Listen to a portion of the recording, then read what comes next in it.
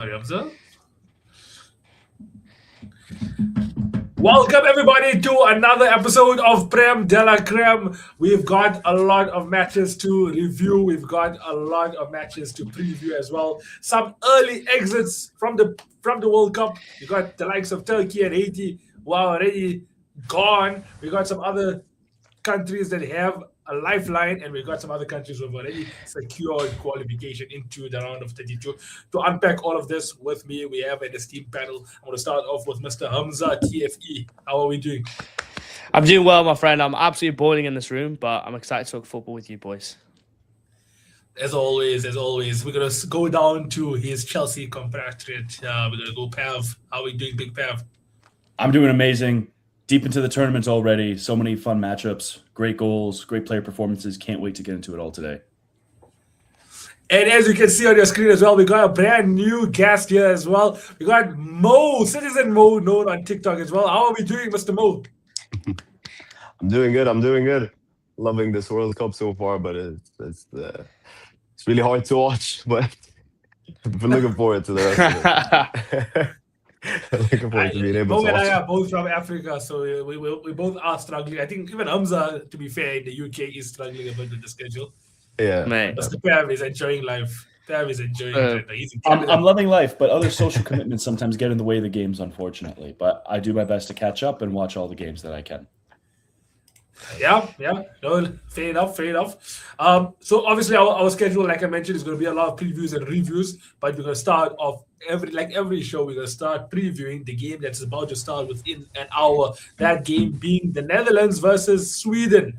So lineups are out. I'm going to name you guys the lineups, and then you guys can tell me what you guys think heading into this game. Okay. So for the Netherlands, we got in goal Verbruggen, right back Dumfries, left back Mickey van der Ven.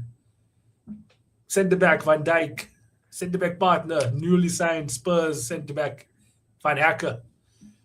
Midfield trio of Ryan Gravenberg, Frankie de Jong, and Reinders. A front three of Daniel Marlin, Brobby, and Gakpo. So that's the Netherlands. Heading over to Sweden. I'm going to probably butcher a couple of these names, but I know there's a lot of sons here. So we got starting off in goal, Broadfield. We got a centre-back trio of Hein, Lindelof, and Lager Bielke. I don't know if that's how you pronounce it. A midfield forward, a single forward of Karlstrom. We got Gudmundsson, Ayari, Nygren, Bernhansen, and a centre back. Oh my word, I'm doing good. And we got a strike partnership of Alexander Isak and Victor Gyökeres. I should have low-key prepared that. But you know what? We survived that. So after hearing those two teams, right, I'm going to start off with Hamza. Hamza, what are we saying heading into this game? Yeah, I mean, first of all, fair play on the pronunciation. I was too locked in on sort of like how you say the names rather than the names. But no, man, I think it's going to be a really good game because Sweden were one of the teams when I saw them against who did they play? Tunisia. I know Tunisia had extenuating circumstances and problems with their manager and whatever, but they were clinical, man. Some of Ayari's goals were quality. And I think that front two, obviously, Gyökeres and Isak, if they're going to do anything, it's those front two that's going to be the guys that does it. I think they could be a handful. Honestly, I think they could be a handful. I like the fact Robbie's coming to the team. I mean, I know he played for Sunderland, but like I think he can cause problems to a lot of defense, just kind of like the way that he plays if the team's built kind of towards his strengths. But this could be, honestly, game of the tournament so far. Two pretty evenly matched sides. Netherlands maybe a bit slightly higher, but I think this could be anything. Genuinely, I'm excited to watch this game. Couldn't agree more. And I mean, Pav, what are your thoughts also, knowing your I was going to see if there's any Chelsea relations, but I don't think there is in any of this. But yeah, what are your thoughts in there? I think No Somerville is interesting. Ronald Koeman dropping him after he had a very good performance against Japan. I think he may be saving him as an impact sub, or maybe there's a fitness issue. But I think the biggest thing with this game is going into it, I expect the Netherlands to win. They're the better team. But also, I came into this tournament not having a lot of faith in Sweden because of their form during qualification. The only reason why they did qualify was actually because of the UEFA Nations League coefficient, and they got basically a free playoff spot. That being said, They got it unfairly, but then throughout the knockout rounds of qualification, they looked quite good. Graham Potter came in for those matches, and against Ukraine, I was watching it obviously with a vested interest. They totally demolished us. And against Poland as well, they beat them very well. And I think that this is a very different Sweden team to the one that was floundering during qualifying. So they're going to be solid. I'm not going to give my score prediction yet, but I do expect the Dutch to win, but it's going to be close. And I think that Sweden will do better than I initially expected in this tournament. Yeah. And Mo, with Sweden looking like they will be, I guess, a bit more versatile in their shape also, having a back three that can turn into a back five. Do you think Netherlands, with their strike weaknesses, like this isn't the same Netherlands from all the years in the past with Kluivert and Van der Stroy and Van Persie, do you think the likes of Brobby, Gakpo, and Marlon can still penetrate Sweden today? Yeah, I'm not gonna lie, I'm rooting for Netherlands, I'm being honest, but I think their team is really strong. Like when you were saying the lineup, just hearing the names, they're really, really tough to beat team. Like they have a really solid back line. I don't think they performed as well as I thought they would in the first game, but I think they're gonna do well in this game. I think it's gonna be a high scoring game because of Isaac and Gyökeres being in form right now, like off of last game. But I think it's gonna be a really good game. I think both teams are gonna do well, and I think it's gonna be a 4-3, a 5, like a really high scoring game. I mean, yeah, that's the thing, right? We did do some score predictions yesterday.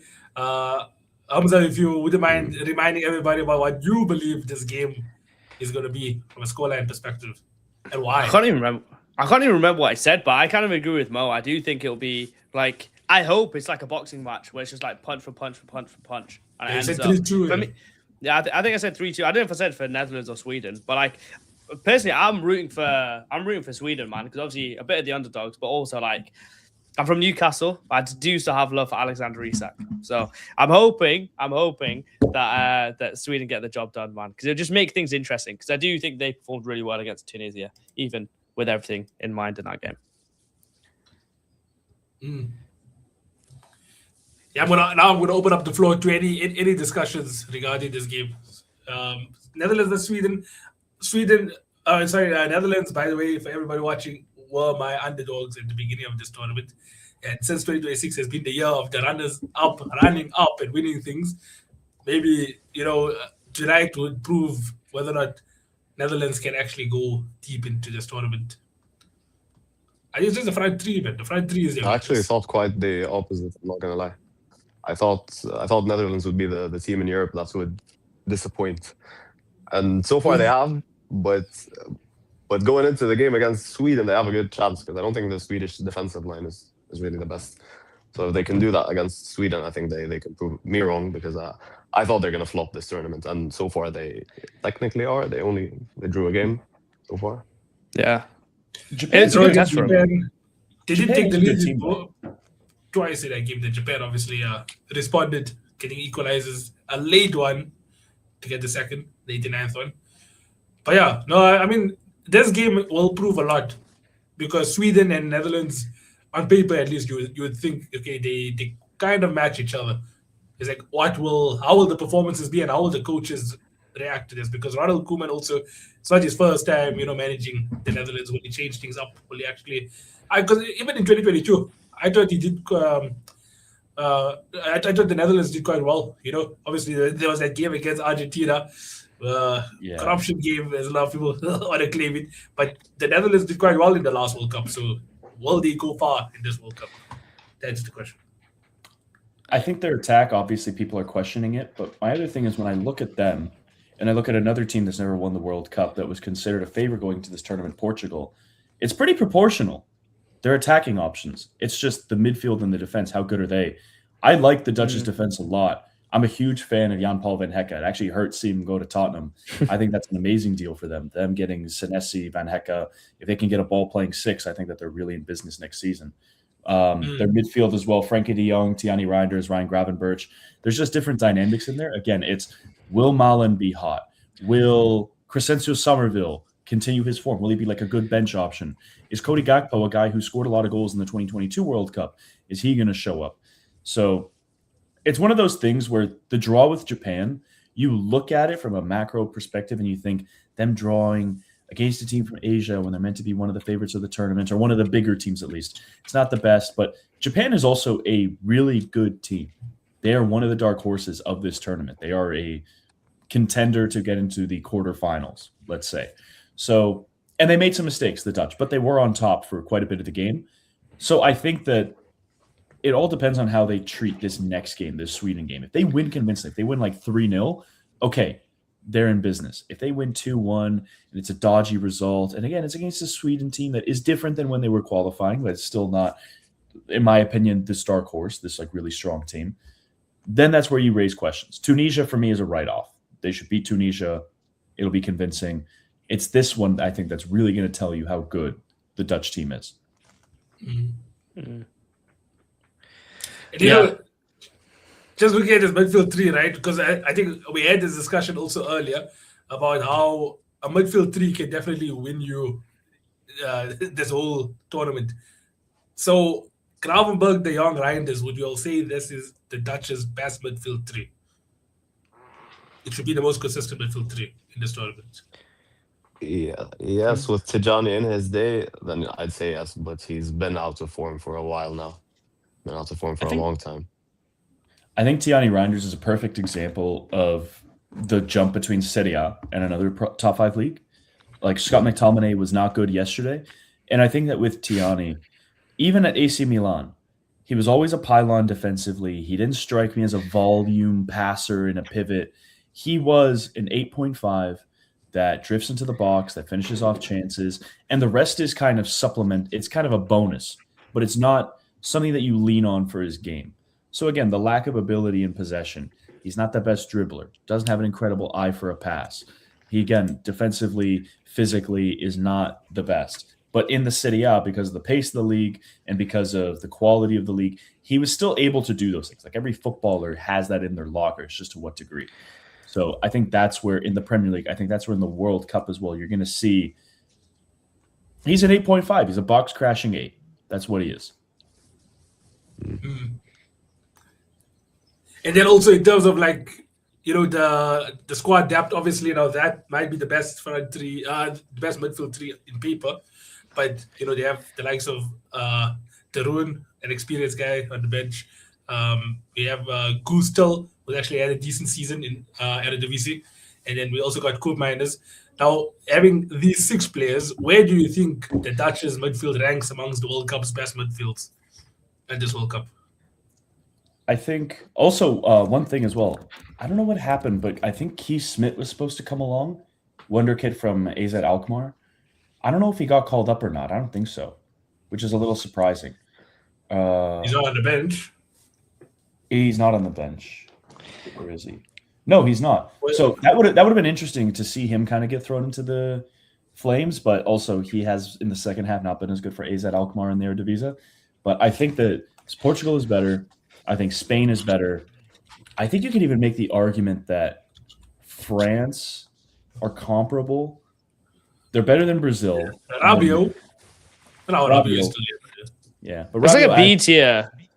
I think it's like a B tier midfield. Like it's decent. I mean, you're forgetting England as well. I don't want to be that guy. England, like, England have a better midfield. It's like a B tier. Who, England's? Yeah. Yeah, I mean, and for good reason. You've got 300 mil level midfielders there. One that went to my high school. Shout out Elliot Anderson. And you got a manager that can actually put them together. Like, how crazy is that? I know we spoke about England, Croatia on the last episode, but just to bring it up again, sorry, Pav. I watched that game back and I was just like, oh my word. That midfield performance was the best performance I've seen from midfield for England, like essentially ever, you know? And it's just like, how long do we have Southgate for? And then now we have a proper manager. This is what we've been screaming for, honestly. But yeah, I think in terms of midfields, it's probably like a B tier midfield, to answer your question. Mo, where do you think this I think if you look at the best teams like Spain, Brazil, France, England, as we said, I think all their midfields are better than Netherlands. I don't think they have the best midfield, but on their day, I think if they can click, I think they're up there with these midfields. Like I think that they could go like if we put their midfield and France's midfield side by side, they could go side by side with them. You know what I mean? Yeah, band for And band, yeah. band for band.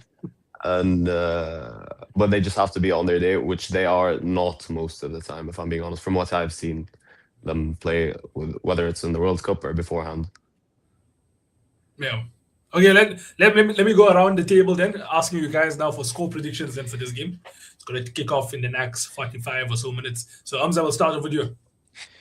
I'll stick with 3-2. I'm going to go 3-2 Sweden. Sweden this time. Did I say Netherlands last time? Shit, I'm such a flip-flopper, honestly. No, I'm gonna go Sweden, man. I'm gonna go Sweden. I need to see a little bit of this and a little bit of this. Okay, all right. And Mr. Pav. There's a lot of pressure from the last podcast episode where I made some banger predictions. So I gotta get these right. I'm gonna go with Comencia score. Comencia and getting the Spain Cabo Verde draw. Which I should have put on my predictions. I'm going to go with 3-1 Netherlands. I think they're going to go 2-1 up. Or they're going to go 2-0 up. Sweden will score. And then Somerville will come off the bench and grab a third to ice the game. And Mr. Mo. So I was going to go high scoring, and I was just thinking about what I said earlier. But I don't know. I feel like it could be a 2-2 or a 3-2. I'm going to go with 2-2 just to be a bit different. I think they could draw. But I don't think we're seeing more than 4 goals in the game. I mean, I'm going to say 2-1 to the Netherlands. I think, I don't think any clean sheets will be happening in this game. I think even for the Dutch, like, you got goal scoring threat even in the back. Like, Van Dijk scored like about 9 goals or something this season already and scored 1 already in this World Cup. So, I think there will definitely be goals happening in this game. All right. That leaves the Netherlands and Sweden done. And now we'll have to wait and see. The game will definitely be kicking off as the show is still progressing. But now we're going to talk about some of the other games that have concluded from the last time we've all seen each other. And we're going to start off with Switzerland versus Bosnia. Switzerland winning 4-1. That one hurts. I was in the car listening to the entire game on the way to my brother's convocation. And we were just saying, Bosnia, hold on. But we also know that 4 points is enough to go through to the next round. So we said, we don't have to win this game, but if we can get anything out of it, it would be amazing. And then Manzambi, who should be starting for Switzerland, in my opinion, he opened the scoring, and then Muharemovic gets sent off, the floodgates open. But for Bosnia, it's not the worst result. Again, if they beat Qatar, they go through, in my opinion, because 4 points is enough. Pav is definitely going to be our expert in this fixture, but if you guys have any other things to contribute, please do. No, I mean, Bosnia, to be honest, I was watching them. They looked like they could hold on for a while. That first half, I'll be honest, was boring as hell. And then the second half, it just sprang into life randomly around like the 75th minute. And then obviously Manzambi just came in and announced himself to the world. So, unfortunate for Bosnia. I hope that they're able to destroy Qatar and maybe have a hope of being one of those third place teams, but it does not look likely. And Mr. Mo, do you believe that there will be any maybe upsets into this last round of the group stages, or do you agree? I'm not gonna lie, I haven't watched I was keeping up with Bosnia and Switzerland, so I'm not really sure what's gonna happen with them. But I'm rooting for Bosnia. That's all I'm gonna say because I love them for Edin Dzeko. Represent. It's just a scrappy team, right? That's all we are. Now we did our best. We played to the conditions. We went to Zenica against Italy, home turf, got a historic result. But at the end of the day, we should beat Qatar. But Switzerland is one of those games where we know who the better team is. Yeah. It must have been a killer blow, though, man. Like, 75th minute, honestly. Like, you guys look like you could hold out, but, yeah, man. It's unfortunate. I think the biggest takeaway from that game, Manzambi coming on and scoring, the sooner, I think it's a race to the top for these World Cup teams for who is going to start. They're young, exciting, sparks that can make a difference on the pitch instead of just relegating them to these bench roles. That's kind of the red flag that I got as well with the Netherlands in this lineup is Somerville was that, and then he gets dropped for some reason for Brian Brobby, who is not the same level in terms of that influence and ability to make something happen. So I think that the coaches that do that the quickest will be the ones that go the furthest in this tournament. Good point. Yeah, Good point. I can see that. Just And to I mean, touch- it goes down just to to the touch- last game now. It goes to the last game. I was going I to know touch we're on gonna that talk about actually. Yeah. In terms of Canada, Qatar, and obviously we're going to talk about that. But like now, I'm looking at the table, and obviously Canada are above on goal difference, but obviously it's head to head now. So and this could make a huge deal in terms of who they play in the next round. So becoming first and second is a really big thing here. So I hope Canada finish top of the group. I think it'll be super interesting because after that first game, I was really down on them. I just thought, like, going forward, they just irritate the hell out of me. But after they destroyed Qatar 6-0, I'm like, oh, hello. I know Qatar are cheeks, but hello. Like, there could be something going on here. I think Qatar, the chickens came home to roost from their Switzerland performance, where they did great holding on and getting a draw. But Switzerland should have won that game by multiple goals. And I think in this case, when you go down 2 men, first of all, shout out to Ismail Kone, the injury that he sustained. We're going to start off with that. Horrible to watch. Arguably Canada's best player outside of Alphonso Davies. And seeing that was just awful. But the way that the team rallied around him, celebrated him after they were scoring their goals, I thought it was incredible. It's a testament to the team environment that Jesse Marsh has built and the identity that he's trying to forge within the Canadian national team. But I just think that the reaction, I think the positivity that they went and played with after that moment was a sign that they will be mentally resilient throughout this tournament. And again, they're on 4 points. They are through to the next round, essentially. Now, the game against Switzerland is going to be interesting. How are they going to match up? But I think that how emphatic that win was gives them a really big chance to get something out of the game. Maybe not beat Switzerland, but maybe hold on for a draw. Yeah, because, like Hamza said already, Canada sitting top with 4 points, Switzerland with 4, Bosnia and Qatar both on 1. Definitely goes down to the last game. It's going to be interesting to see. And a huge thing as well is Jonathan. So Kyle Larin, who was on the bench against Bosnia, he comes on, he gets the equalizer. He then scores the opener against Qatar after starting. So he's hot on form. Jonathan David against Bosnia was poor. He's been poor this season for Juve, but he grabs a hat trick against Qatar. Having those two guys be in that kind of form and then have Alphonso Davies waiting in the wing to come back at some point could be a huge difference maker because strikers, these attackers, if they're hitting the ball and it's going in, they just have a knack, right? And with David, he didn't have that. He's now played himself into that. So I think that that's huge. And Moise Bombito is back, who's, in my opinion, our best defender. Was he the one who came on for Ismail Kone? This other kid, Saliba, he came on for Kone and he scored. Oh, yeah. I mean, big performance, man. Big performance. It's huge. I It's a historic. I it's a didn't see that historic- coming. It's a historic result. Yeah. I didn't see it either. I thought that they would win, but it's a historic result. It's one that's going to go in the national team history for the greatest match that we've ever played. Yeah. I honestly never thought I would see a worse team than Qatar 2022, but hello, Qatar 2026. Looks like they definitely are one of the worst we've seen.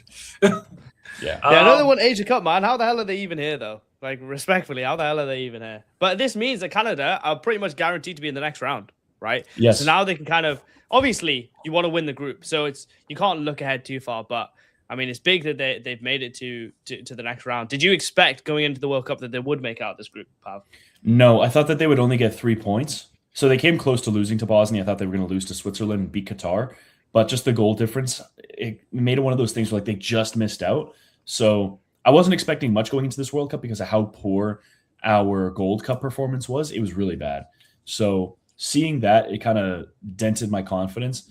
If this was right after the Copa America where we finished 3rd, then I would have been like, or I think we finished 4th. Then I would have been like, okay, we're going to go through the next round. But it seems that form has returned. And again, I have to give credit to Jesse Marsh. It was a poor period in the Gold Cup. And him not having Alphonso Davies, who's our talisman, and still being in the position that he's in is a testament to him as a manager and the work that he's put in and how much he cares as well about managing the Canada national team.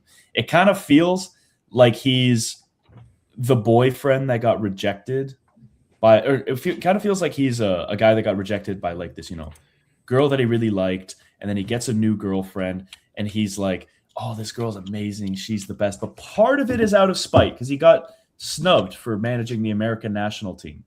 It has a little bit of that energy to it, but it feels sincere at the same time. So I'm very happy with the appointment, what he's done for Canada. And again, as long as we get to the next round, that's a huge success. That's a historic moment for us. We also recorded our first World Cup win. So shout out Jesse Marsh. The Brad Bobley of football. I don't know if anyone will understand that. I have no idea what that means.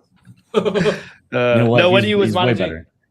Yeah, when he's managing Leeds, there was a UK show called Soccer AM, and they did like a skit about him every week. They would call him Brad Bobley. Like, if you pass the ball, man, and you pass it to each other, and then they'll put it in the net, that's a goal, guys. So just put it in the fucking goal hole. That's what they used to say. So yeah, he's come a long way, man. Shout out Jesse March. He's come a long way. He has a European footballing education. That's the other thing, is he went through the Red Bull system. So it's not like he's, Mr. Oh, somebody's got to kick the field goal, man, or whatever. He's not Ted Lasso. That's the other thing, was he was compared to Ted Lasso a lot, and he's like, I hated that. Because imagine, you actually know ball. You've worked in Europe. You know how the top teams operate. And then you're being reduced to that. Yeah. It's inevitable, though. Because it's just lazy journalism, isn't it? And as soon as you fail, you have that right there. But look at him now. Look at him shine, my boy. Yeah. But yeah, I mean, we can move on then to Pev's neighbors, Mexico, because that was a big result as well. Because obviously, me being South African, I would have definitely loved South Korea to get the win there. That way, South Korea could then rotate some players heading into our last game. But Mexico ended up getting the 1-0 win. Pev, just remind me, just tell me if I'm pronouncing this guy's name right now, but the head coach, Xavier Aguirre. I think it's Aguirre, but nailed it. Aguirre. He actually has a reputation, right, for those that don't know, of being a manager that helps keep like your mid to smaller teams afloat in their leagues. So he's definitely took that pragmatic approach into this game as well, allowed South Korea to have a bit of the ball. But so eventually he does get the goal on the 50th minute, and then stays within the game, and that helped secure Mexico, making them become the first team actually to qualify into the round of 32. I'm gonna give it over to Mo here. Mo, do you think that? Yeah. I'm going to ask you a question about South Africa, actually. Do you think South Africa have any chance, right, of making it into the round of 32? Because we have to now verse South Korea. See, I'm not gonna lie, I was rooting for you guys. Like I watched both games actually, both South African games. I was rooting for you guys, but it's just not looking likely, is it? I'm not. It just doesn't, like, the quality of football. I don't think they're playing as well as we've seen them play. I've watched a few of the South African League games this year, and I've seen the quality of the players, and it's just not up to standard in this World Cup. I think they could have done better in the opening game.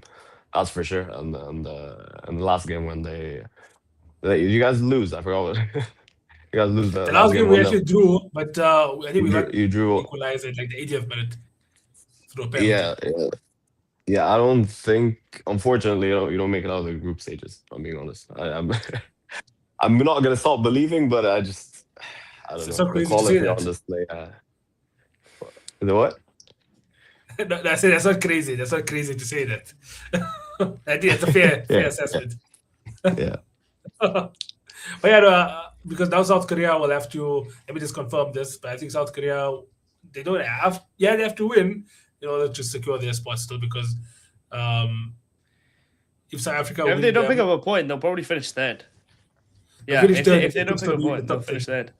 Yeah, and but then they can finish last. Because if Czechia beat Mexico and you beat them, they can finish last. So they're definitely coming in with a vengeance, man.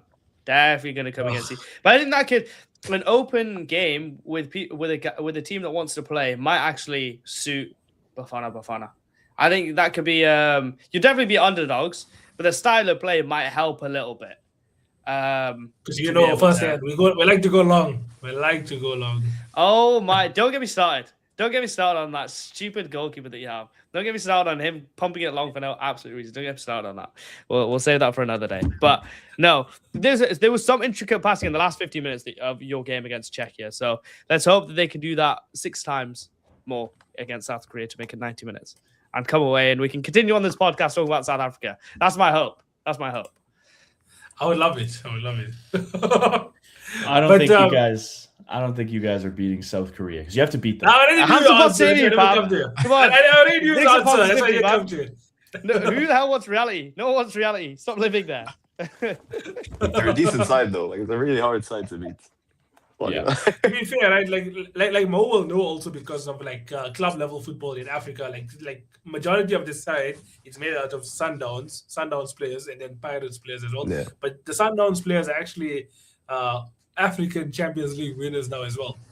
Sundowns just won the African Champions League, right? So it's like there's definitely quality. You're talking about a continent that has the likes of, like the Morocco is also there. They have a lot of good players coming from the Moroccan league, the Egyptian league as well with Al Ahly. So it's like these are African players. They know how to play football, and there's a bit of an arrogance to them as well. Because there was an interviewer that asked one of our players, "Don't you feel like these players? How does it feel playing with other players that have been playing in the Premier League and other big leagues in the world?" Then this African guy responded and said, "We're also one of the biggest leagues in the world, so I'm playing my level." So I was like, "Ish." I was just like, "Hey, okay, calm me down." Mo's like, I'm sick of that. Mo's so sick of that statement that he just left. But now let's move swiftly. Then let's move swiftly to the USA. Soccer beats soccer because apparently Australia also calls it soccer. But yeah, the USA with a 2-0 win makes them go top of their table, 6 points ahead of Australia with 3 and Paraguay with 3. Turkey make an early exit from this World Cup. I mean, we can combine it because when the USA. Because the Turkey played earlier this morning against Paraguay and they lost to Paraguay. So USA winning Australia 2-0 and Turkey losing 1-0 to Paraguay means that USA qualify and Turkey get knocked out. I had Turkey winning this group just because I thought that they were just because I thought they had the more talent. They also played the US recently. I think they beat them as well, 2-0 or 4-0, one of those score lines. And just when I watched them against Australia, how slow they were in their passing and in possession. It was ridiculous. The Paraguay game as well, they were against 10 men. Almiron getting sent off for doing this gesture while talking to a player. I like how there's no scruples about sending off somebody for that, because if you're going to implement a new rule, you have to stick by it. But Turkey just felt disjointed. When I was looking at their lineup, I was really reading it out, and I was like, okay, they got Canuzun, they've got Çalhanoğlu, they've got Karaoklu, who I like, Yildiz, they have Güler. Kerem Atatürkoğlu is like a decent little player. And yet, again, it felt as if there was no identity. It feels like if there was no urgency. It really felt bad. And I think the fact that they went out and they're going to come in 4th in this group is insane. I mean, I read the numbers. Just for my own video, but let me share it with you guys.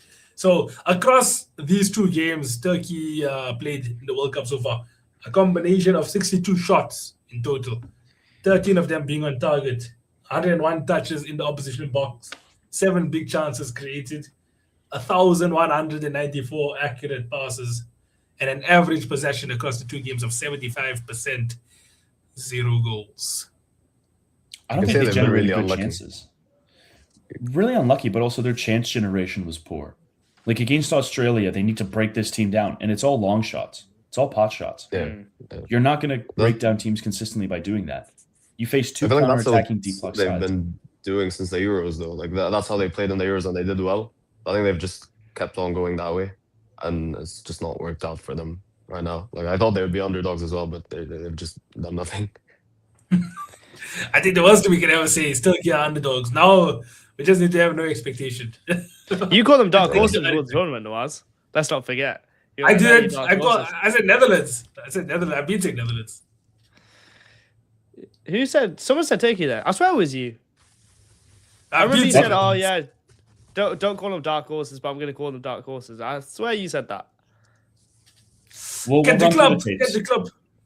Yeah, Give I it don't to know, us. We'll run but through the tapes. yeah, man, it was pathetic. It was pathetic, to be honest. They can't do the whole like closing down the bridge over the Bosphorus in Turkey. They can't shut that down. Have about 1 billion escort guys with them. Take them to Turkey. Take them to America, and then that like perform like that. It's just, it's sad, man. It's sad. And bro, Paraguay had 10 men, and you couldn't like create anything. You couldn't even get a draw. It's just pathetic, really. But yeah, man, Turkey in an international tournament at the moment are just not very good. So imagine our surprise. I don't, man. Listen, I called them dark horses in Euro 2020. I remember that. I think everyone I think did. I learned my lesson. I think everyone did. Yeah. I called Denmark. I could see that coming a mile away, I'll be honest. That one in 2021, I could see that coming a mile away. But yeah. Yeah, man, pathetic. I feel bad for the Turkish people, though. I've been Turkey a couple times recently, and they're also they're so passionate. They love their country, they love their team, and it's just like this is what you give them constantly. Oh my god, they're fanatic as well. They're fanatics. Yeah, mate, they're mental. Yeah. So I don't know how safe those players are going to be when they're heading home. I'll tell you that much. I got to watch out. Especially when the likes of like Fenerbahce versus like Besiktas and stuff, because there'll be a lot of players there representing those clubs. But I wanted to transition back then to the USA. USA obviously winning Australia puts them top of their group, 6 points, but the goal difference of +5. Right? What is going on with America? Because as it stands, they will be versing Bosnia in the round of 32. Then they'll be versing, I think it's Czech Republic or Australia in the round of 16. Then possibly, I think it's Ghana, Uruguay. Those are like the main two teams. The other teams were like quite beatable. America could have an easy route to the semifinals of the World Cup. Where do you think America will end up this World Cup? I think they're going to go far. I think it's showing with teams that got tactical managers in this tournament, like Tuchel with England and Pochettino with the US. I think they're doing really well with their respective squads. England obviously has a really decent squad, but if we look at the American team, you wouldn't expect them to do what they're doing. So hats off to Pochettino for, first of all, pulling that off. And I think the home advantage for all three hosting nations is really helping them out because they're all doing really well, above expectations even. Yeah. So I think America goes far, and I think with the other two hosting nations like Canada and Mexico as well, they're going to do well for the rest of the tournament for as long as they keep going. Yeah, no, it'll be interesting to see. I'm gonna move on. Right, there were some games in Group C that did grab some headlines. Firstly, Scotland versus Morocco. Morocco are definitely looking to be the dark horses. The usual. Africa's best team, definitely. I believe the entire lineup. Let me just make sure. Not a single one of them were actually born in Morocco, but it just shows that all of their development is coming from the likes of Spain, France, Portugal. So is it really the best team in Africa? Is it really? Did France really win the World Cup in 2018? But Mo, I wanted to ask you, how far do you think Morocco will then go? I think Morocco could go really, really far. I'm liking, even though I think the whole of Africa has a bit of beef with Morocco at the minute, but I think it's nice seeing African nations do well in tournaments like these, like just the World Cup. But it's nice seeing them do well because comments like from people like Jamie Carragher just piss me off. I'm not gonna lie. So I love it when the teams are actually doing well. We've seen it with Congo, we've seen it with Morocco, obviously we've seen it with Egypt so far. I think Morocco could literally go the whole way. Like if they like are on top of their game and they play their usual football. What stops them from beating the likes of who's even the best team in the tournament? Like they could beat Spain, they could beat England, they could beat France if they actually play their football and if they defend really well for the 90 minutes. They could potentially go far, but it's just a matter of if they're gonna do it or not. Like if they're gonna lock in, basically. Yeah, and Hamza with the possession of 59% for Morocco to 41 of Scotland, and then also beating Scotland in terms of the amount of shots on target. Did the Scottish disappoint you in any way, or do you think just Yeah. yeah? Yes, they did. Yes, they did. If Scott McTominay wasn't so greedy, Morocco would have left that game without winning it. Because towards the end of that game, last 15-20, I understand Scott McTominay feels a lot of pressure from Scotland. Obviously, Serie A MVP, meant to be basically their best player. There was 3 opportunities there where, first of all, he could have squared it. Where, second of all, he could have left the ball for somebody else to shoot. And third of all, where he could have passed it and given it to somebody else to score. And he didn't do either of them, right? Because you could tell the pressure was just like, get it done, get the ball in there, get the ball in the net. But that greed is the sort of stuff that has stopped Scotland in the past being able to do well. And if he does the same again, it's going to be a big, big problem. So, yes, they did disappoint me. I don't think Morocco are as good as people think, in my opinion, because the amount that they just let Scotland have it last 25 minutes was way more than I ever would have expected Morocco to do that. They did create a couple of chances. There was number 21 came off the bench. He was pretty good, and he created a couple of chances, held the ball pretty strongly in the second half. But yeah, Morocco got over the line, which is important, man. Like, Scotland aren't an easy team to play against, but Scotland easily could have came away with something. And I do believe that they're going to get to the next round, and I hope that they do.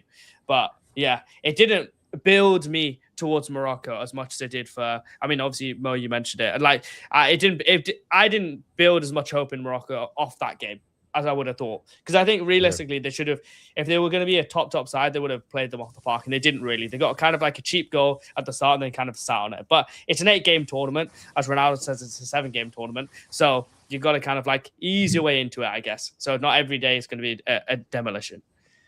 Yeah. And Mr. Pav, with Brazil obviously winning Haiti 3-0 as well, it means that Brazil and Morocco share top spot with 4 points each. Scotland still, can end up finishing first because they still have 3 points. And Haiti obviously are exiting this World Cup. But talk to me about that Brazilian performance. Oof, I think you muted. Sorry. Brazil will go as far as Vini Jr. will take them. I think all the questions that we've had of him regarding whether he's going to step up for his national team is being answered emphatically right now. Vini has been back this year in 2026. I think he has the second most goals of any player this calendar year outside of one Harry Kane, which is something that you wouldn't expect with the way that people talk about him. He also has more GA in World Cups since 1986 than Romario, than Ronaldinho, and Kaká. So he has World Cup pedigree that he's showing. He also performed very well in the Champions League throughout his career. He's Mr. Clutch. He's Brazil's superstar. It's not Neymar. Neymar is there almost as a distraction or lack thereof. Ancelotti brought him along so that they wouldn't be asked at every single turn, where is Neymar? Where is Neymar? But they will go as far as Vini will take them. He is a bona fide superstar. He's a top 3 player in football. I think at his peak, he's top 2, right? He should have won the Ballon d'Or, in my opinion. And I think him stepping up, I think that if they have a formula where Cunha is stepping up too, I know that Rafinha had to come off. That's okay. You have Ryan. Use that as an opportunity to bet in the young players. Forget about Luis Enrique.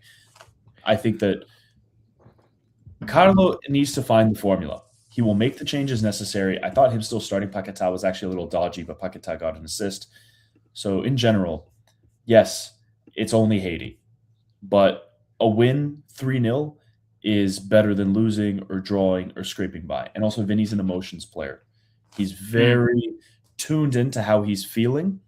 And if he's feeling great, he will play great and that'll continue on. Whereas if he hits a cold streak or he gets frustrated, that's also going to be worse and worse over time. So I think that with Vinny, he's confident. If he's firing, if he's playing at his peak, he's going to look good.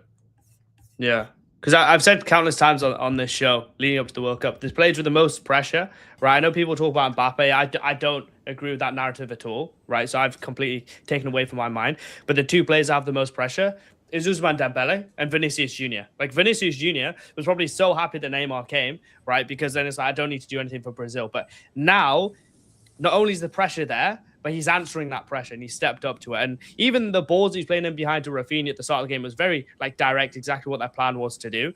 But yeah, I think in terms of Brazil, I was very low on them. That game, I know it's just Haiti, but they got the job done and they did it very, very impressively, in my opinion.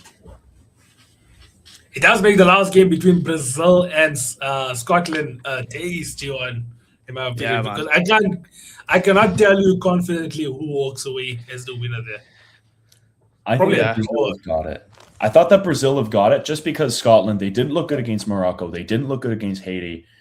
And I think that Brazil just have the better quality. I think that they will beat Scotland. I think that Morocco will also beat Haiti. It'll be Morocco first, Brazil second, Scotland third, and then Haiti have already been eliminated.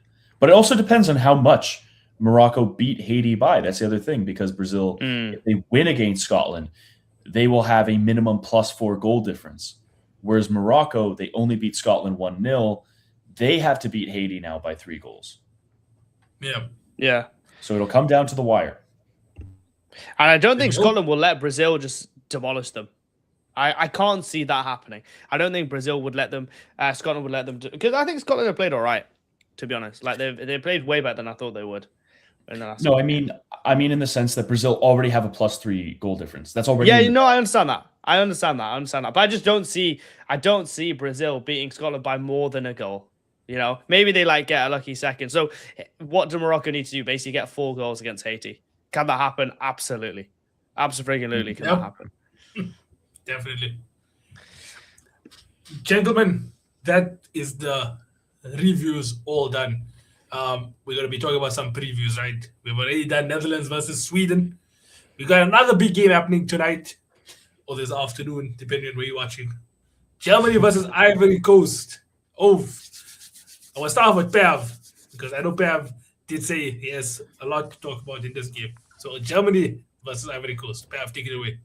This one is tasty. This one is one of the favorites of the tournament versus, I would think, the biggest dark horse of the tournament in the Ivory Coast. They won that battle of who's the bigger dark horse, Ivory Coast or Ecuador. They got it through that Amad Diallo 90th minute winner. They have so much firepower. Yan Diomande is turning into a superstar overnight. He's looking for either a move to Liverpool or PSG. And this is going to be a huge test because with Germany, yes, they did really well against Curacao. They beat them 7-1. But also, how good are Curacao? We're also going to see that against Ecuador. If Ecuador beat Curacao by, let's say, 3 goals, despite their meager firepower, that's going to be an indictment on the quality of Curacao versus I thought that Curacao had Germany in a bit of a tough spot in the first half at points, considering who they are. We'll see how good Germany are when they face the Ivory Coast. Similar to how the Netherlands, it's a test of how good they are against Sweden, and it's going to be a determiner of what their quality is. It's the same case for Germany in this game. And however this game goes, if Jamal Musiala is off, if Florian Wirtz is off, they're going to then have to carry that form into the Ecuador game. And those guys are super duper tight knit as a defensive unit. So this is going to be huge. I'm looking forward to it. Ivory Coast have talent all over the pitch. They got the likes of Singo. I don't think that Ousmane Diomande played. He might play today. Again, Yan Diomande. They've got what's his name? Amad Diallo. They got guys. Elia Wahi also got allowed into the country now. He was originally not going to come to Canada because he had an issue with a match fixing scandal that he was involved in, but he has just been cleared, so he will also be available to play. That's good. That's interesting stuff. Hamza, I think you're muted. No, I was saying 2 back-to-back bangers, though. Like, what a Saturday... Well, for you, Pav, it's like Saturday afternoon. For us, it's like a Saturday evening. That's great, man. The Netherlands versus Sweden, which should be a banger. And then if that's not a banger, you got Germany, Ivory Coast. I think that's like... Germany, Ivory Coast is like a football manager's wet dream, low-key. So shout out to all the football managers who can be watching this game. Because this will be a big, Scouting for new big players. evening for them. Yeah, exactly, scouting man. for new players For to the rep. next comments here. Yeah, exactly. Yes. I don't know if I quite have that, but yeah. And then Ecuador versus Curacao, right? I have a vested interest in Ecuador. I want them to do well. So Yeah. there it is. I want to see Moises score, man. I need to see the celebration he did against Liverpool, where he just stood there and took it all in. I need to see that little slap from the edge of the box. Do you remember, Noaz, when Van Disney, obviously, like this. Yeah, and he just let him slap it. I need to see that again, bro. Against some random Curacao national guy that I've never heard of in my life. But I need to see it, bro. I need to see it on the world stage. Exactly. Mo, what do you think is going to happen in this game, Germany versus Ivory Coast? Because Germany 7-1 convincing win, Ivory Coast Yeah. 1-0 last minute winner. What's going to I happen in think this game? I think with Germany in the first half against Curacao, I think they were just basically getting their foot into the game. Still, it's still the first game of the World Cup. The nerves are there. I think they're gonna storm this game. I don't think it's gonna be as high scoring, obviously, because we know what Ivory Coast is capable of. They're really a massive African nation. They're one of the strongest. But I think defensively, they're not as solid as I thought they'd be in the past. Like over in AFCON, I didn't think they were as solid as I expected them to be. And right now in the tournament, what can you remind me what the score lines were, or like the ones they played in? Germany. Germany No, won 7-1. Ivory Coast. Oh, Ivory Coast. Oh, 1-0. It was a 1-0 win. It was just a 1-0. Yeah, Yeah, I guess I mean- they did dominate that game though. I don't think it was just like a 1-0. Like they could have. Yeah, Diamante. By the way, oh my god, what he was doing, especially in that, I think it was the first half. Oh my, he did this one where like he's on inside the box, like parallel to the right hand post, and then he does like this weird little pass the ball to his left foot, then back to his right foot, then his right foot passed it to somebody. I was thinking, you're doing that in the World Cup. Like this, yeah, that brother's crazy. And Liverpool saw that. I was like, cool, okay, cool. 100 mil, here you go. Leipzig, take it. They're like, yo, I've seen enough. Take my money. I've seen it up my also, money. bro. Get it. Honestly. Apparently, 120 minimum, apparently. Yeah, that's not surprising, mate. That's not surprising. Yeah, but, both Ecuador and Ivory Coast, I think it was good for Germany to start off with Curacao and then look at their two tougher opponents, because both of them are seen as like physical teams. I would say Ecuador more good defensively than Ivory Coast, and then Ivory Coast physical and can hit you on a counter. Diamante being one of the channels. Noaz, let me ask you. This is a good one, yeah, and you can even post this, right? No, the corner flag. Answer me this question. Will Florian Wirtz's match rating on SofaScore be above 7.3? In this game? Yes. Yeah, it was in the last game, if I'm not mistaken. So it was again. So you're confidently saying yes, Florian Wirtz's SofaScore rating will be above 7.3 for his game against Ivory Coast, against a proper team. I would believe so. Is he starting? I don't know. But yeah, if he does start, I think he'll. Must remember, he's never really had a terrible game for Germany, even when he was having a terrible season at Liverpool. Whenever he went on international duty, he wasn't doing bad.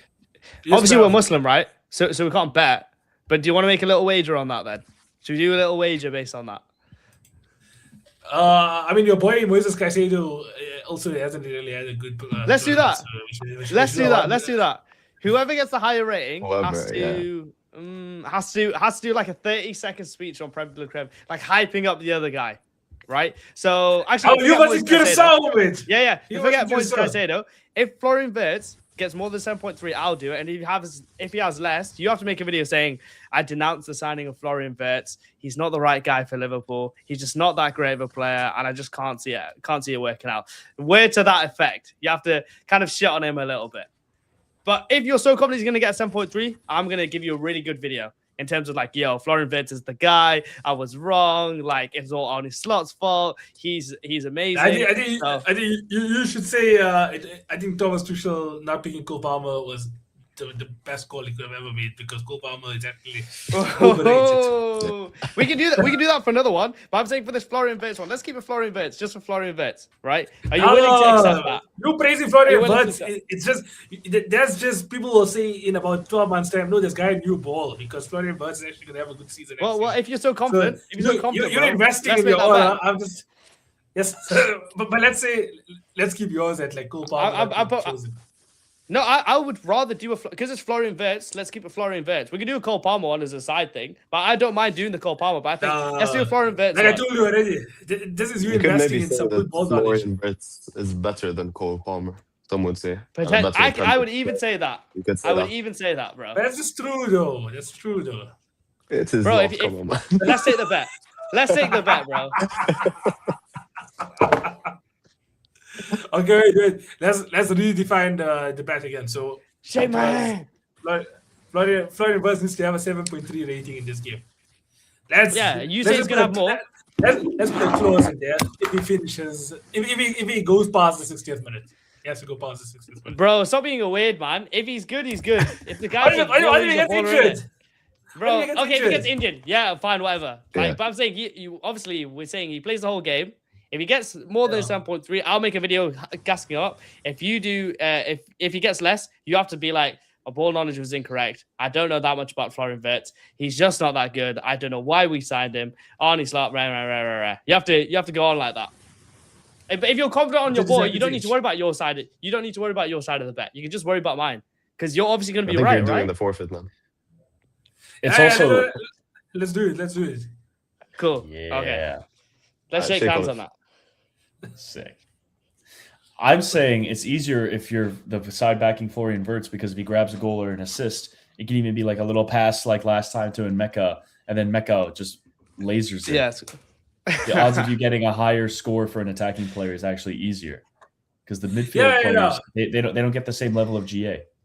No, the only thing I was talking about was the fact that Hamza can't really say he's a good player because he is going to become a good player. So it's not really a punishment. No, because I've been saying on this podcast for probably the last 3 months that he's the most overrated guy in the Prem, and that like he's the biggest waste of money ever. No one talks about it. No, it's like this taboo subject. Like obviously we know the big taboo subject in the world. It's like that, but in football, you know. Is Florian Wirtz. So when he gets 7.3 and above, what are you going to do again? So you're just going to say Florian Wirtz actually had. I want you to actually say Florian Wirtz had a top 5 debut season in Premier League history. We've already shook on it, bro. If he gets less than 7.3, you'll denounce him. If he has more than 7.3, I'll say, yeah, Florian Wirtz, he's the guy. I was wrong. That's the bigger thing, bro. He's better than Cole Palmer. You have to say you have to say he's better than Cole Palmer. Yeah. Because you praising him after a good performance, how is that even a forfeit? Because he'll have a good performance. No. I'll say I was wrong about him. Because remember all the things I said when at United when he shut the bed and he didn't want to do anything. Do you remember that? Okay, fine. I'll praise him. I'll praise him. This is the part of the bet where you need to people need to make you question it. Like, is he really saying this out of his own heart, or is he saying this because this is a bet? That's how bad it needs to be. Don't worry, bro. I'll do a good video. I'm not gonna be a scammer and scam you. I will do a good video on Florian Wirtz if he has more than 7.3, and you have to do a good one if he has less, right? Which is 99% gonna happen. But so I look forward to enjoying that video. And you have to obviously you've already made a video. Let's not forget you already made a video denouncing Florian Wirtz when you went to that shop in South Africa and said, "Oh yeah, this is the 007 shop. This is the Florian Wirtz shop." You denounced your own player. Let's not forget that, bro. You literally denounced Netherlands are 1-0 up. Netherlands are 1-0 up. Brian Brobby. Oh, and just like that, dropping Somerville was a good call. Bye. Right away. Really well worked goal as well. Pass through, threads Gakpo in. Gakpo just ball across the face of the box, and Brobby just finishes. Classic. Really well worked goal. Good stuff. Okay, let's go through the rest of the previews, but firstly, let's just get some score predictions then for Germany versus Ivory Coast. We'll start off there with Hamza. Let me bring the order back. There we go. I will go for 2-0 Germany. Pav. I'm going to have it. I think it's going to be a fun game. I'm going to go 2-2. Ooh. Mr. Mo. I think I'm going to go for 3-1. I think Germany score and then Ivory Coast equalize and then Germany bounce back. Just like their first game. But just a 3-1, not a 7-1.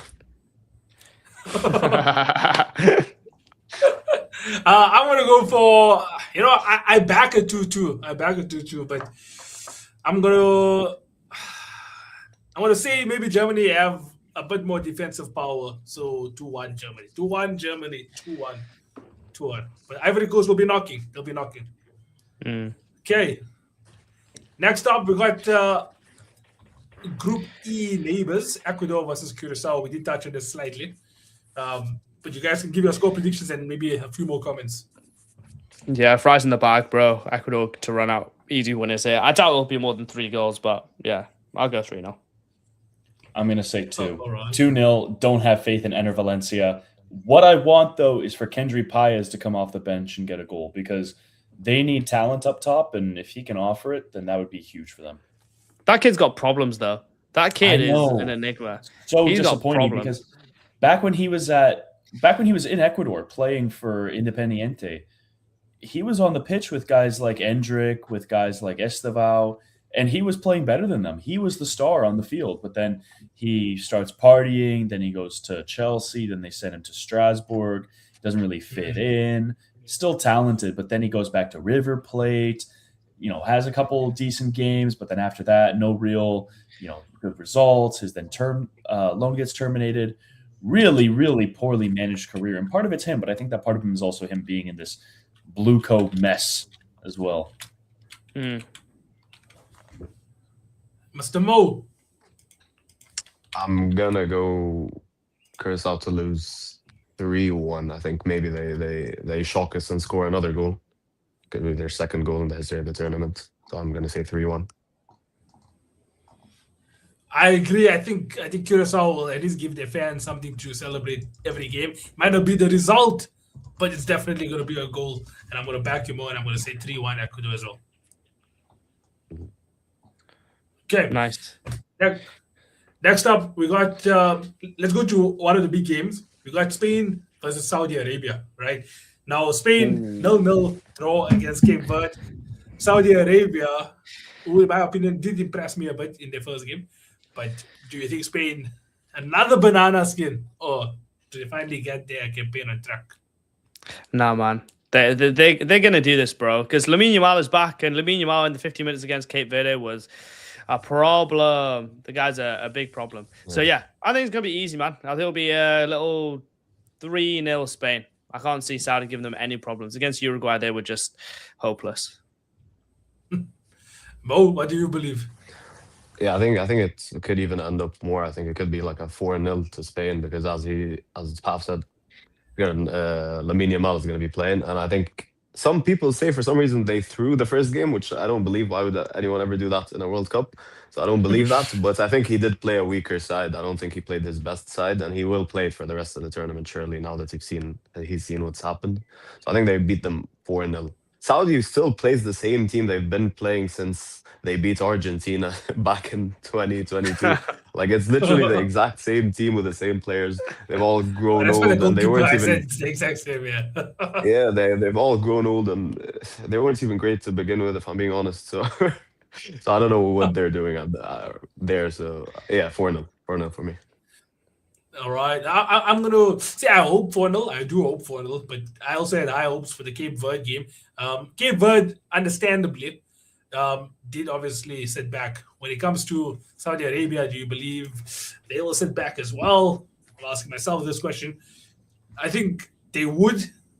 I think Spain were able to unlock Cape Verde. Hopefully, they do take the lessons from that game and try and convert their chances now, which would make me say Spain 2-0 winners. And also, I think Cape Verde is very, like, they're a known team for their defensive abilities. They're a tough side to face in AFCON. Like, whenever we face them, they set up a really good low block. So I don't think Saudi have that in them. I don't think they can. Like, they're gonna try and sit back, but I don't think they have the facilities to do that. Yeah, I agree. This will be an exciting game to see Yamal, though. Like, I'm forget the Cape Verde game, bro. Like, this is a superstar landing on the World Cup stage. I know he played a little bit, but I can't wait to see Lamine Yamal just ball out in the World Cup, bro. Like, it'll be huge, man. It'll be absolutely.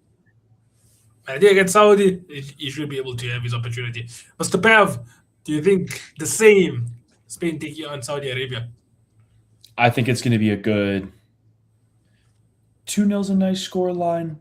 I think that the same way that against Cabo Verde, they did do enough to break them down. It's just Ferran Torres hitting the bar, just the chance generation, maybe not to the same level as you would expect, but with Yamal, Nico Williams maybe coming back, I think it's going to be 3-0. I think they're going to pop out. Yeah, no, agreed. Let's move over to Group F, right? Tunisia versus Japan. 3-0 Japan. Simple. Actually, if they got Hervé Renard through the door, I'll say 2-1 Japan. I think it'll be 2-1. Okay. The manager makes a difference. Yeah, I mean Tunisia. Oh, they really didn't look at it in that first game. Maybe this does new manager bounce in the World Cup. let's see. I mean, Hamza, what do you believe? Yeah, I think 2-0. 2-0 Japan. I feel like Japan kind of rise to their opponents. So Tunisia it'll be hard for them to rise because obviously Tunisia aren't that great. So I don't think it'll be like a demolition job, but I still think they'll get the job done. I think 2-0. And Mr. Mo. I think I'm gonna stick with the initial 3-0 from Pav. I don't think Renard had enough time to really do anything. He's been there for a few days, so I don't think he's gonna have the time to implement any of the things he'd want to implement over time. And Tunisia has been declining over the past few years, so nothing that I haven't expected from them, to be honest. And also, Yeah. I did mix up your names for a second. Like a minute ago, I called you Pav, so my bad. I'm really bad with names. That's my first time meeting you guys. Don't worry. Bro. I'll take it. I'll take it. all If I have good. that head of Sorry hair, I'll about be that. happy, mate. Sorry, man. Hey, I got it facts, down now. facts. Hamza and Pav, I got it down. Don't worry. Yeah, nice, bro. Don't worry, man. It's all good. And then, I mean, I agree. I think, especially what Mo said, that last statement about Tunisia, like throughout the years, have been getting worse. You know, from I was in 2014, they were in the World Cup in 2014, if I'm not mistaken. They had a decent campaign there. And then I think I remember actually. I think I can remember Tunisia being in the 2014 World Cup. Or maybe, yeah. But either way, I just do remember Tunisia having a lot more ballers, especially playing in the Premier League. You don't see that often now. So, Wabi Kazri I'm in gonna there, go man. for- They win the 2018. I think they win 2018 because I remember Wabi Kazri was there. it was 2018. Yeah, maybe I it was think so, yeah. 2018. But yeah, so since then, yeah, they haven't really been doing good. Yeah, we especially beat from them. Africa. Yeah, England beat them Oh, in yes, the first yes. game. They It gave was us a a- really good game, actually. On a side note, they actually gave us a really good game. But no, I think it'll be 3-0 as well to Japan. We've got 3 more games to go through. So let's get through them. Belgium versus Iran, Group G. I think what's interesting about this story is Doku won't be playing. He's heading back to Belgium to witness the birth of his first child. So how's their firepower Is it? going to look? Yeah, he is. I think that Romelu Lukaku starting is going to be something that they're going to change. I don't think that Definitely Charles de speaker. Ketelaere. Yeah, Charles de Ketelaere is not good enough. He's the Kai Havertz of Kai Havertzes. So he's not going to be in there. I think that they've got enough. I think with Iran, I would be a little bit concerned. Them going toe to toe with New Zealand isn't a good thing. I think that they should have beat New Zealand in that game. And see, the Netherlands might score again. No, shot blocked. I think them going toe to toe with New Zealand is an indictment rather than a testament to their quality. So I think that Belgium, I think they'll get a slight 1-0. I said that as well against Egypt, but I think they have enough. If they can't beat Iran, especially considering, again, the unfortunate circumstances that they're going through, I think that there is going to be major alarm bells. Yeah. Thumbs up. What, Pav? What happened to that guy from Ajax? Why wasn't he selected? I've been actually meaning to ask you that. Mika Guts? Yeah, he wasn't Yeah, taken. yeah. I don't know why. He wasn't injured. He didn't have any sort of disciplinary issues. He just wasn't selected. That's so weird. Because I tried to search it know. up and I was thinking, what? That was the guy. I think we were going to do a show on dark horses. He was going to be the reason why I was going to say Belgium with the dark horses.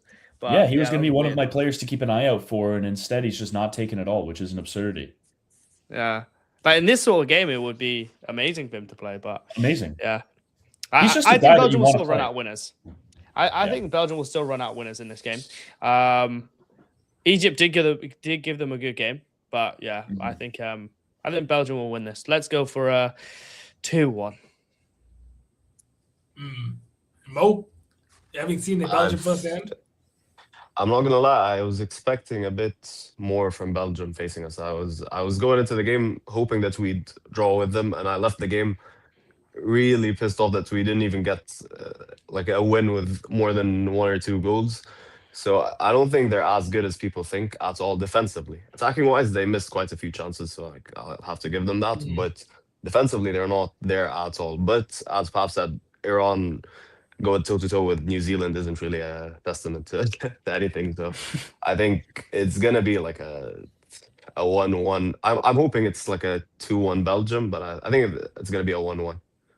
Oof, that'll be Goal interesting. alert. We got some news from Jeff Reeves. Jeff Reeves. Yeah. Pat is reporting that Brian Brobby has scored a brace. Oof. Nice little goal. Good pass. Everything looks onside. Great ball across the box again, and Brobby just sticks a toe out. It just rolls into the bottom corner, past the goalkeeper. The goal has been confirmed. Brian Brobby has now scored 2 goals at the World Cup. Ronald Koeman's adjustment pays off. Let's go. Steve Book. It was a good touch as well. Yeah, bro, great. that first goal, the way he held up, Brobby, man.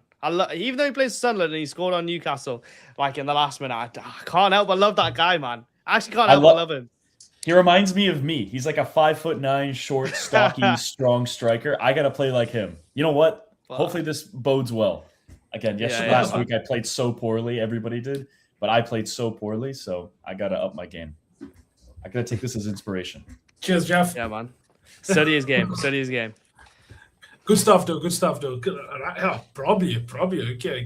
Like, if he can score a hat trick, people are saying Ronaldo should be responding to Messi. Well, probably has picked up the call.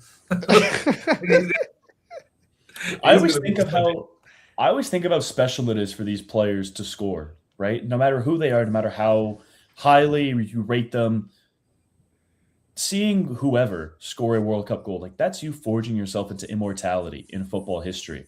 So it can be whoever, but I just think of like how many players haven't scored a World Cup or been to a World Cup, or how few goals they have. And you see somebody like, let's say, Brobby pop off, get 2 goals. You see Jonathan David score a hat trick. It's like you get to, for eternity, say that you did that. It's incredible. That's the magic of the World Cup. Yeah, man. Yeah, no, incredible. We got 2 more games to go. Obviously, the last one we're going to be saving for more, but we got Uruguay versus Cape Verde. So this is still regarding the Spain-Saudi Arabia group. Uruguay versus Cape Verde now. This could be interesting. I think this could be interesting, right? Because you could just see, okay, Cape Verde had 1 good game and then that's them done, right? But what could happen is Uruguay couldn't really penetrate through Saudi Arabian defenses. Could the same thing happen again? And Cape Verde did have a couple good chances, but they were like lacking that last bit of clinical edge against Spain. I think that this, out of hope, I'm going to say that Cape Verde have a magic win and beat the Uruguayans and win this game by 1-0. And that's hope, but I think I can see a world where that happens. I think it's going to be 1-1. I think it's going to be 1-1. I had Cape Verde finishing second in this group, so I think they're going to beat Saudi Arabia. But Uruguay's attacking options are so bad. I was reading through the lineup, and I was like, who are these people? The only attacker that I could recognize was Maxi Araujo and Federico Valverde, but he's playing right wing. That's another red flag as well. Yeah. That's another red flag as well. When you're reading through a national team and you have this like player that is known for their versatility, it's kind of the David Alaba problem, in my opinion, where David Alaba is a left back, but because he's this versatile technical player, they put him as like the central attacking midfielder. And I go, wait. This is a problem. This is an issue. If you're a team and you're doing this, red flag instantly. My thoughts of you plummet. So they're doing that with Federico Valverde. I don't think that it's a good idea. I think they lack attacking options. I mean, who's the manager again? Marcelo Bielsa. Sorry, his name escaped me for a second. I almost said Tata Martino. Marcelo Bielsa is doing the best he can with the crop of players that he has, but I think that Cabo Verde is going to be too strong. They're going to get a 1-1. They're going to score their first goal of the tournament, and the legend of Vojinha will live on. 12 million followers now, or 30 million followers, man. That's more. I swear, that's more than that's more than a lot of top level players, mate. I'm pretty sure it's more than Harry Kane. Yeah. I genuinely think he's got more followers than Harry Kane, I think Harry Kane is like 16 mil. That'll be a good one to VAR check, but yeah, Vojinha, man. And you know what he did? Do you see what he did? He followed so many Insta baddies straight after that game. Oh, that did it? Like, yeah, man. He follows like 2,000, like 500 of it, just like Cape Verde's like finest. And all the comments are just like, mate, we're all the same. And I was like, that's so true. But he's just like all of us for real. He's just like all of us for real. That's hilarious. I think actually he has overtaken Alisson. I think he's the most followed goalkeeper, if I'm not mistaken. He's overtaken Alisson. I don't know, Courtois as well. And I think Neuer was he 12 million good? Was he actually 12 million good? You know what I mean? I watch back. Apparently- he's 12 He was mil. good. He was good. He was good. There's a Brazilian YouTube channel or Twitch channel actually that is helping broadcast the World Cup, and they pull insane numbers concurrently. I think concurrently, last week they had 11 million people watching their live stream, right? So then one of the guys there said, go follow this guy, go follow him. And then if you have 11 million people concurrently watching you, it's like incredible stuff. Obviously, you'll get the traffic. But yeah, Vazilia, his life has changed, bro. Because even from a personal standpoint, it's like when you have so many people now on your brand deals, you know what I'm saying? Like there's so much attention on, So Vazilia at 40 years old, his life has changed because he kept a clean sheet against Spain and Ferran Torres. Again, has more story of followers. the World Cup. He has more followers than Cole Palmer and Enzo Fernandez. So I'm pretty sure he's got more followers than basically every Chelsea player, which is unfortunate. Yeah. But anyway, the games are won on the pitch, not on social medias. Yeah. So but everyone go So follow Mo, what do Vazilia, you yeah? believe there? What do you believe, Mo? Well, I think I was rooting for Cape Verde because I've seen them in AFCON the past couple past couple tournaments, and I like the way they play. I think that they're really hard to get by with their defensive line, and they're really good on the counter as well. They just lack that last touch, like just that finishing player. They don't have that. I think they have who's their striker? Is it I forgot who he is, but he missed a couple of chances against Spain. Could have had Yeah. some more goals in that game that they could have scored, but I think they got unlucky with their chances. So I think they're gonna potentially win 2-1. I'm gonna say 2-1. I'm gonna believe in them. Cape Verde. You know what? Yeah. It'll be the fairy tale of the World Cup so far. I think if they can avoid the defeat against Spain and then winning Uruguay, you know what? You Uruguay want don't for have fairy the tales. best attacking options, as you guys said. They Yeah. should have done it against Saudi if they had the capabilities. They would have shown us against Saudi. So I don't think they get past one of the nicest, or like the best and the most solid defensive lines I've seen in this tournament. Yeah. So maybe that's how They they'll got to set stick up to what against they're good Uruguay. at, though. That's what I'd say against Yeah, Uruguay. so- Almost take Yeah, it the same exactly. as Spain, and just like because they did create chances, man. And that number 20 for Cape Verde, it's funny because the World Cup makes you not to know any football player's name. You just know the number. Like I know the Yeah, Morocco exactly. guy 21 was good yesterday. I know Cape Verde number 20 was good at holding the ball up and turning, but it's that last little bit. If they can connect that last little bit, there's a real opportunity here for Cape Verde to do something in this tournament. Yeah. Which is why all Right. fairy tales Who- a spark, and I'm going to Hey. say 2-1 as well. Yeah, who would have thought? Who would have thought before this tournament that Cape Verde would go further than Bafana in the World Cup? Me. We I didn't literally even thought know that. yet. Guys, I We didn't literally know yet. thought that. Yes, the answer is me. But we didn't even know yet. Now because of that, I hope Cape Verde lose.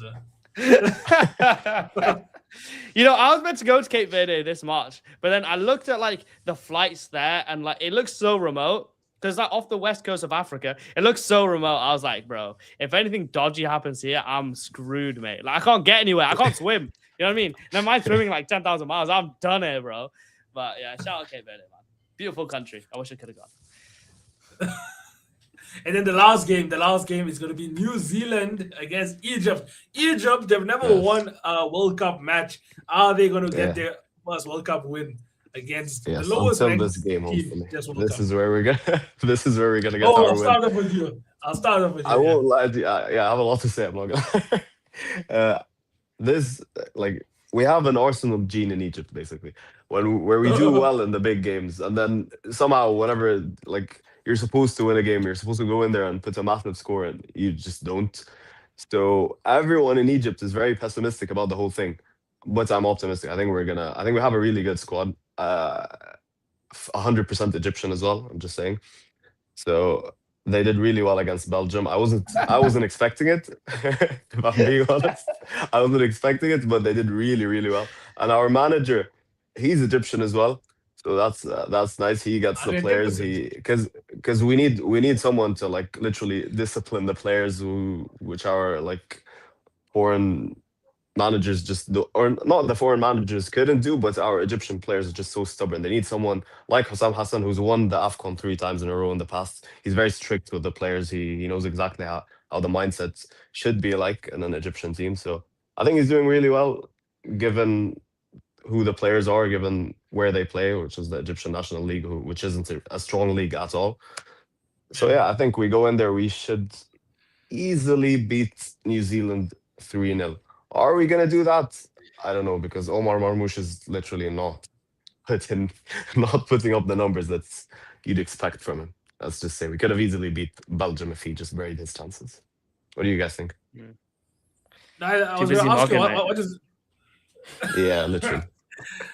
I think having Salah also play a bit more centrally was a very good thing for Egypt against Belgium, because you're talking about a guy that obviously has a good eye for a pass as well, and now he's not really being seen as the only form of goals in that team because Omar Mamouche is there as well. So he can definitely help unlock the defenses. Do you think he starts in the 10 again, or do you think against New Zealand they'll play him further wide? I think no, because I think he played them on the wing, but he drifts inside. He drifts and he yeah, creates chances. Yeah. So I think he still plays them on the wing. We have the guy Imam Ashuri, so the guy that scored the goal. He's the number 10. He He's should be quality, yeah. Yeah, he's really good. I wish he could just leave and play somewhere better, so he could just get better and better and improve. But he's just he doesn't have the mentality of a football player. He has the mentality of Mudryk, basically. Hey. So, yeah. I'm just saying. I can't say much. I've played for my team for like 2 years. But no, I to be honest, with Egypt, man, you said something. I wanted to. I forgot what I was going to say now. But yeah, I was watching a video on North African teams and the Arab Spring teams, right? And like the whole development of how they were part of Europe, then they were part of Africa, then they were part of Asia, and then they couldn't get like basic in. And it's beautiful kind of over the last 20 years how they've kind of built 20, 30 years how they've built into the World Cup. And yeah, man, as you said, we all hate Jamie Carragher. I'm a Chelsea fan. I hate him as much as the next guy, right? Like he chat shit about Afghan, he chat shit about Chelsea, right? But also, he said about Salah, what's he ever done for his country? I don't think they understand what doing it for a country means for like a Messi at an Argentina versus an Egypt and Salah, right? Exactly. Who's like, it's completely different. It's two completely different things. But now they're at the World Cup. I know he was injured in 2018, but I want to see from Salah, like, I want to see him score, but I want to see like him thrust this team towards. They could easily beat this New Zealand team. Then they're on 4 points, and then they've got safe passage into the next round, right? There's an opportunity here for them to even realistically finish on top of the group, right? So you just got to have a lot of things click together, and I really want to see it happen, right? After watching that video, I'm so like pro North African, pro like Arabian countries, so like Saudi and all those other teams, right? So I hope that you guys get the result done. You had some of the things come together, but yeah, man, it's the mentality. But if you're saying your manager is really helping to remove that mentality and just like and get them past their own stubbornness, like I've got Egyptian friends, like I know what it's like with Egyptians. So if they can get through past that stubbornness, honestly, the quality that you guys have is there to do something very, very good. They're showing so much. They're showing so much confidence, which is weird. It's a change because we've literally crumbled under every single bit of pressure that we faced in the past, and we're showing confidence. Like we played Brazil right before the tournament. You're expecting to lose like a 3-0 against Brazil, but we held the ball pretty well. I think we held the ball more than them in the second half. We only lost 2-1. It was a good game. Even against Belgium, we held the ball more. Yeah, I think we played better than Belgium, if I'm being honest, which wasn't expected. It wasn't expected at all. That's not crazy to say that. Spain. We faced Spain in Spain, and we drew 0-0, which with a red card as well, which is a really massive thing for me. Like I expected to go in there and lose 4-0, if I'm being honest. So no, I think they're doing well. Pab, what do you think? I just want to hear what you think about Egypt. I mean, I would be encouraged by the Belgium result, right? I thought it was going to be a narrow win for Belgium, but instead you guys were up for most of the game. It's a perfect opportunity, as I said with Canada, right? If you have these attacking players that are maybe off form, if they grab goals here, it's a huge momentum swing, and then you go into the match against Iran confident. Yeah.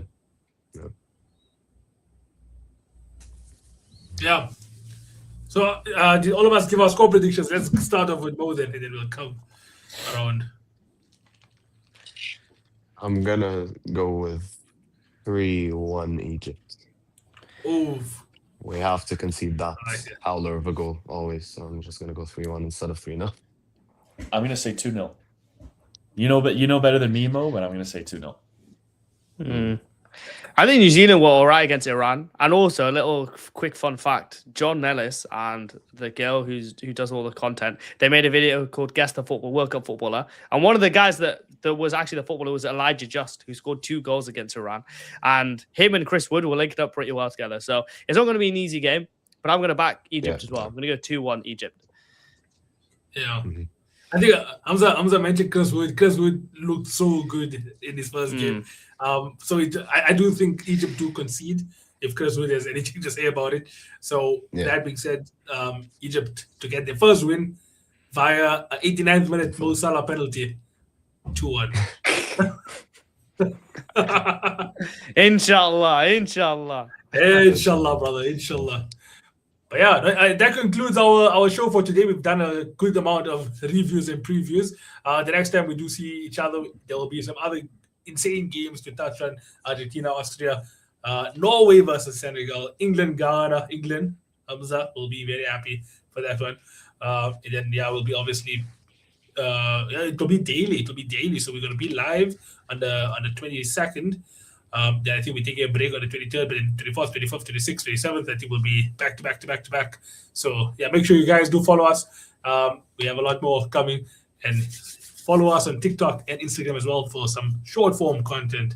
And make sure you follow everybody on screen here. I want to send it over to Hamza to sign himself off, and we'll come around the table.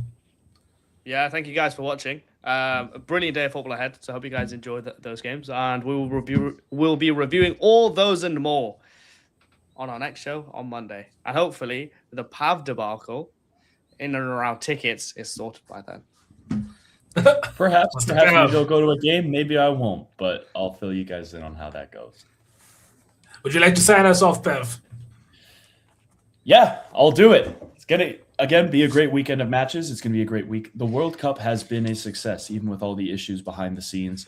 The fans, regardless, in spite of those issues, have shown up, shown out, and reminded us what football is all about. It's all about bringing people together. It's all about learning where everybody is from and the different cultures that we have, while still having the same shared values. We want to have fun. We want to enjoy ourselves. We want to dance, sing, enjoy football. That's what this is going to be all about. So if you want more of that in podcast form, stick around, listen to Prem de la Creme, comment below, subscribe, turn your notifications on, and we'll see you guys very soon for another episode. 100%. And we also have Mo to sign us off as well. Mo, I don't think I can say it better than Paf. So thank you guys for having me, and exactly what Paf said. Mo, where can we find you? All our nations do well. Mo, where can we find you? On Instagram and on TikTok, and that's about it. What's the handle? I'm at Citizen Mo. I'm new to this, by the way, if you can't tell. So Perfect. We'll start do so many more shows.